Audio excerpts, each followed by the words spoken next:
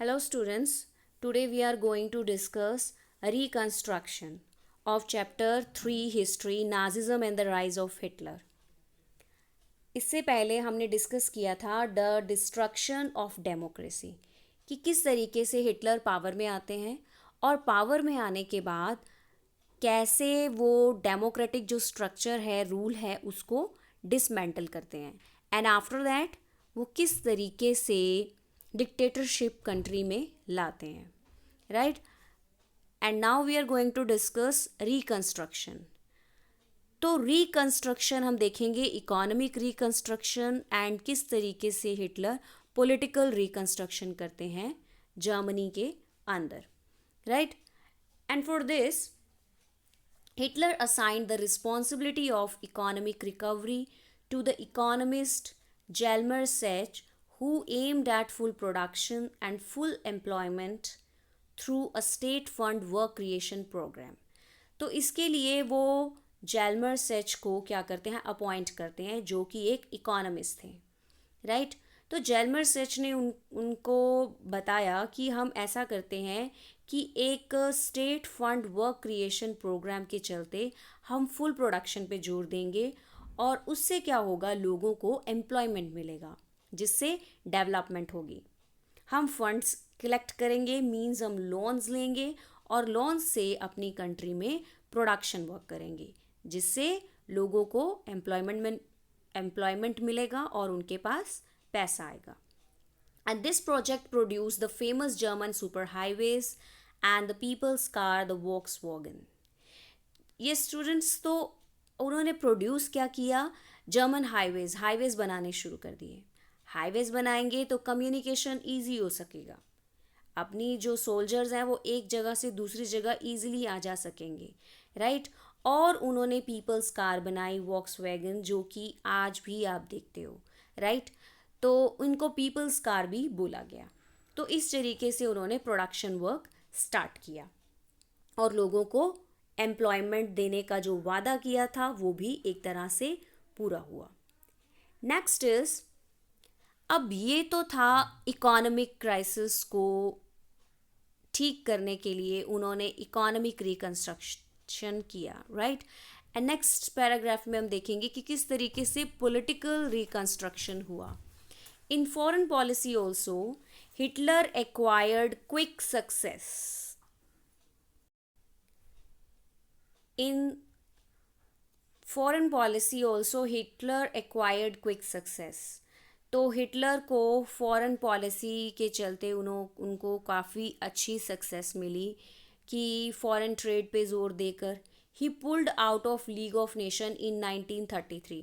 तो उन्होंने क्या क्या चीज़ें की. सबसे पहले जो लीग ऑफ नेशन है जो कि एक ऑर्गेनाइजेशन है जैसे कि यूनाइटेड नेशन जो आज के टाइम में बहुत स्ट्रॉन्ग नेशन है but that time league of nation इतनी स्ट्रॉन्ग नहीं थी. और दूसरी बात हिटलर को लीग ऑफ नेशन के according he rules and regulations को फॉलो करना पड़ता था राइट. तो इसलिए उन्होंने सबसे पहले ये सोचा कि क्यों ना मैं लीग ऑफ नेशन से ही बाहर आ जाऊं. So he quit League of Nation. Then reoccupied the Rhineland in 1936.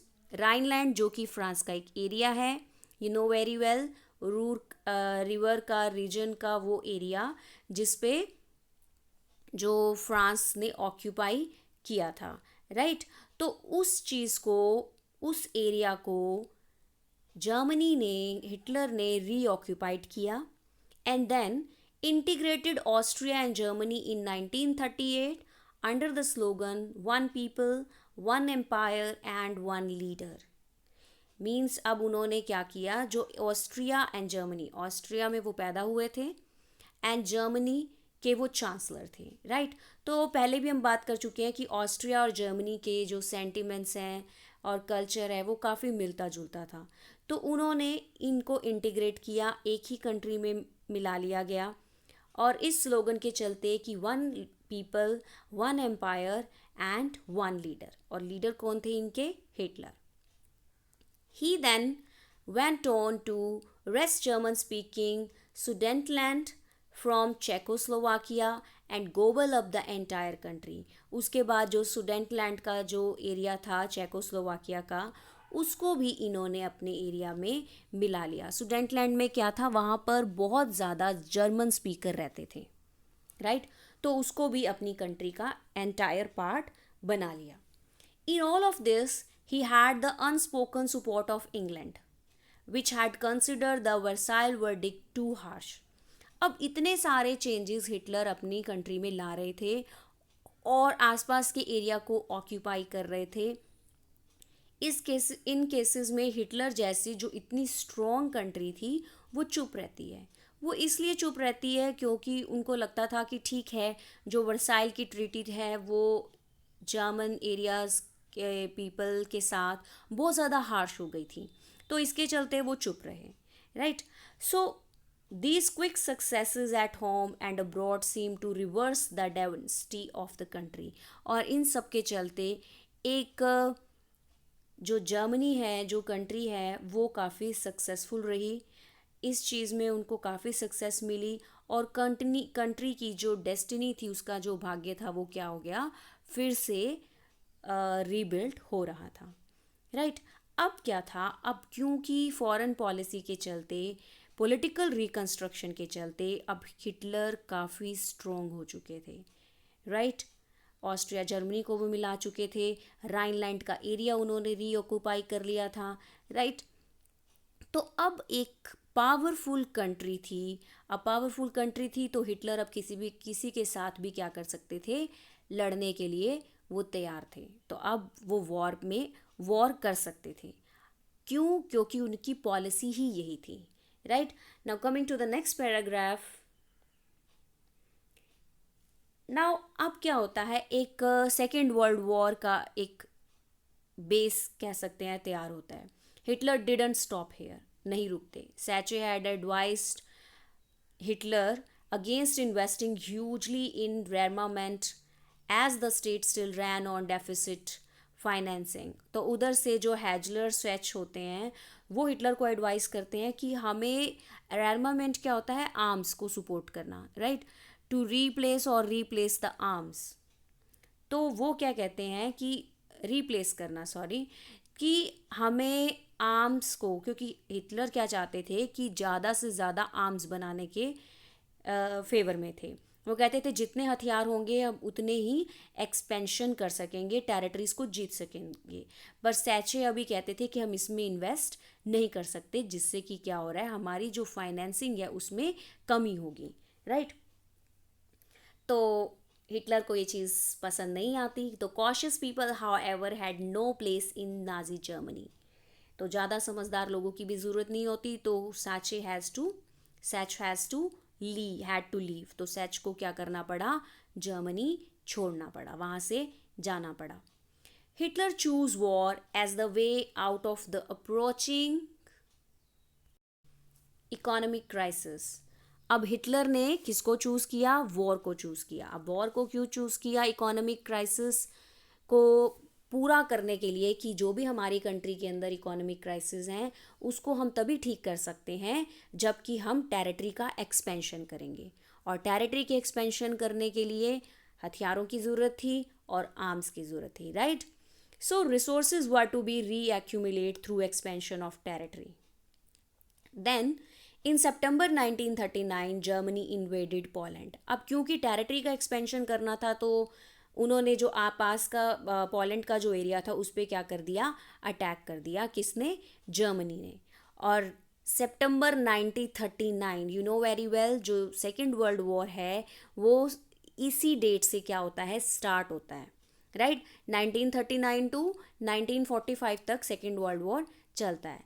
तो जर्मनी के पोलैंड में अटैक करने से ही क्या हो जाता है, सेकेंड वर्ल्ड वॉर स्टार्ट हो जाता है।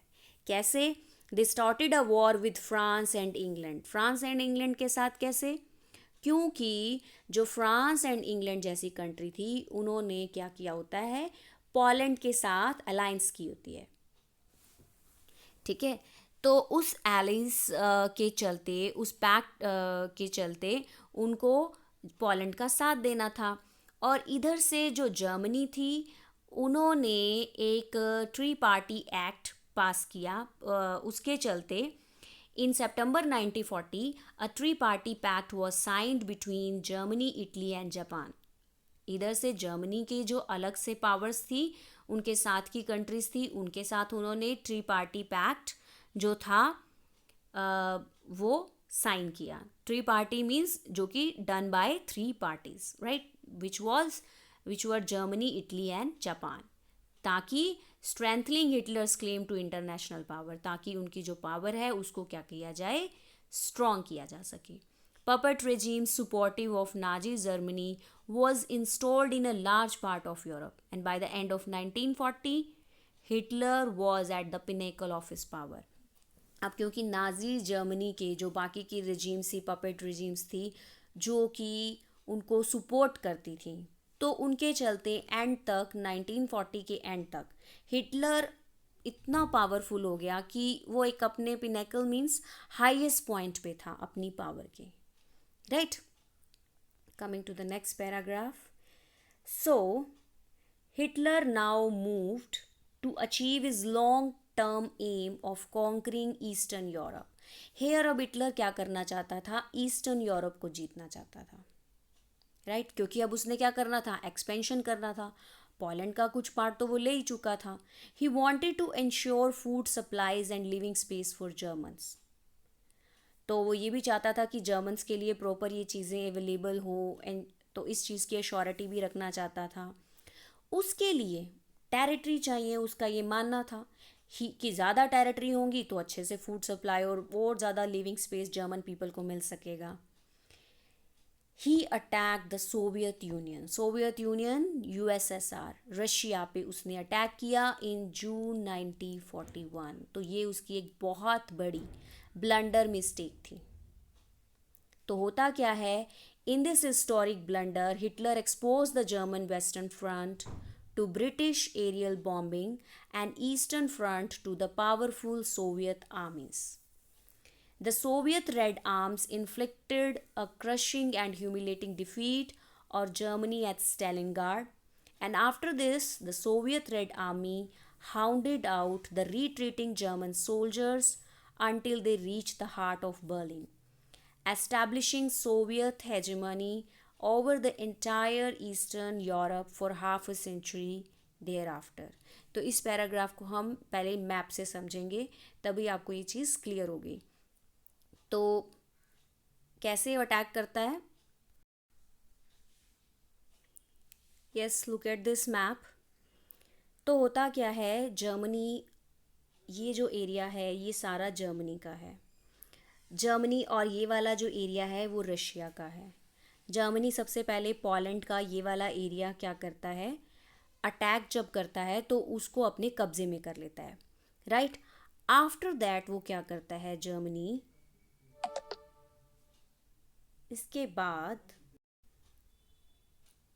जर्मनी रशिया के इन एरियाज में आगे की तरफ बढ़ता है। अब रशियन आर्मीज जो होती है, सोवियत आर्मी, वो क्या करती है, अपनी जो भी उनके सोल्जर्स हैं उनको थोड़ा, क्योंकि रशिया के पास बहुत सारा एरिया होता है, तो वो उसको थोड़ा पीछे करके रख देते हैं। वो आगे बढ़ने की कोशिश ही नहीं करती जो रशियन आर्मी है, क्योंकि वो चाहती थी कि जितना जर्मनी अपने एरिया में आएगा उतना ही क्या होगा, बेटर रहेगा। तो उसके लिए वो क्या करते हैं, रशियन आर्मी आगे आने की कोशिश ही नहीं करती, वो अपने एरियाज़ में ही रहती है, और जर्मनी के जो एरियाज़ हैं रशिया को अटैक करने के लिए काफ़ी अंदर तक आ जाते हैं, और वहाँ का जो एरिया है वो बहुत ज़्यादा क्या होता है, हार्श कंडीशन वहाँ पे देखने को मिलती है, राइट। तो इतनी ज़्यादा हार्श कंडीशन के चलते क्या होता है, जर्मन एरिया की जो आर्मीज़ हैं, जर्मनी की जो आर्मीज़ हैं वो थक जाती हैं, और वो इतना ज़्यादा थक जाती हैं कि वो अब वहाँ पे उनके लिए जो रिसोर्सेज हैं वो ख़त्म हो जाते हैं, और उसके चलते अब जो क्या है, जो जर्मनी है, जो रशिया है, अब वो अटैक करता है किसके ऊपर, जर्मनी के ऊपर। और जर्मनी का ये जो यहाँ वाला जो एरिया है, स्टेलिनगार्ड का एरिया, यहाँ पे जर्मन सेनाएं क्या होती हैं, दैट टाइम हार चुकी होती हैं, हार जाती हैं, राइट। अब द थिंग इज, इस टाइम पे जर्मन जो थे, ना सिर्फ वो रशिया के इधर सोल्जर्स यहाँ पे लड़ रहे थे, इनफैक्ट उनको इस साइड जो एरिया था, कंट्रीज थी, उनके साथ भी क्या था, लड़ाई लड़नी पड़ रही थी। तो उनके सोल्जर्स कहीं ना कहीं क्या थे, स्प्लिट हो चुके थे दोनों एरियाज में, जिसके चलते रशिया की तरफ जो जर्मनी थी उनको यहाँ पे हार का सामना करना पड़ा। और जर्मनी दैट टाइम क्या था, हार चुका होता है सोवियत यूनियन से, सोवियत रेड आर्मी से, right. And Soviet Red Army hounded out to retreating German soldiers until they reached the heart of Berlin. यहाँ पर उनको क्या करते हैं, हरा देते हैं, establishing Soviet hegemony over the entire Eastern Europe, the half of the century thereafter. And after that इस एरिया पे क्या हो जाता है, अब जर्मनी को हार का सामना करना पड़ता है, राइट। और